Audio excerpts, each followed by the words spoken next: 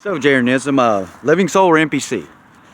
Not sure if there's either. It's saying I'm not assuming either, but I'm just wondering, why do you muddy the issue? This is, like I said, this is not a religious issue. If you really want to free people, why do you muddy it with submission to what all Jewish scholars know and freely admit? True Jewish scholars, that the narcissistic, spoiled bratness of the Yahweh Jehovah character y'all call God in the scriptures. Now, I'm just asking, why do you muddy the issue?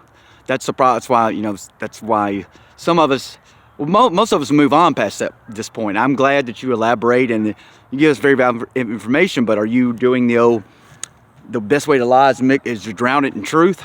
Because you got all kinds of truth, no doubt about it, sir. No doubt about it. But why are you slipping in atheist, which means nothing more than not theist? Atheist is you're giving it some kind of extra weight that humans do that is not applicable. All atheist means is not a theist.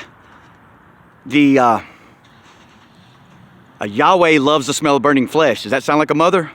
Freely admits, written down, loves the smell of burning flesh. Does that sound like the divine feminine or the divine masculine? And that's the problem. Whatever Yahweh Jehovah is, the God y'all call the scriptures, it's definitely the toxic masculine and in direct opposition to the divine masculine. And obviously, by default, obviously also the divine feminine.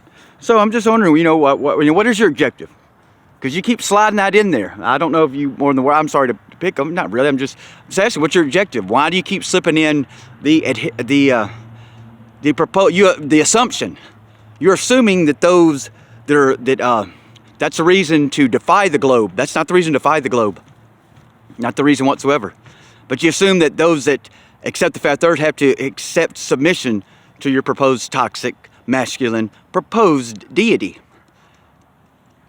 Is this intentional? Well, of course it's intentional.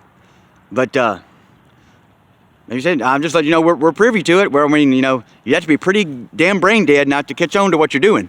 So, is that why you sit there? I don't hear nothing about the third world from you, about child starvation, human trafficking, anything relevant to the human condition. I don't hear nothing else, but it's pretty obvious. You have one objective, is to remind us we lived in a closed biosphere, and to slip in, we need to be submissive to that toxic masculine deity in the scriptures. What else could you be doing? Is that, So I'm just trying, this is not your issue. This is not the Christian's issue. This is not a religious issue. This is our remembrance. This is ours. So, and I've heard it, and then what those know about this soulless being, NPC, and living soul concept is like, I've heard too many, it's in on Glitch of the Matrix on Hulu that some people admit to being NPCs. I'm giving you that opportunity. But we're not brain dead. You keep slipping in your submission to something else. You've never heard creator and creation are tied together in an infinite feedback loop? Do I have verification of that? No. It sounds much more responsible now, doesn't it? Creator and creation are tied together in an infinite feedback loop. Sounds much more responsible and probable than submitting to an entity that loves the smell of your burning flesh.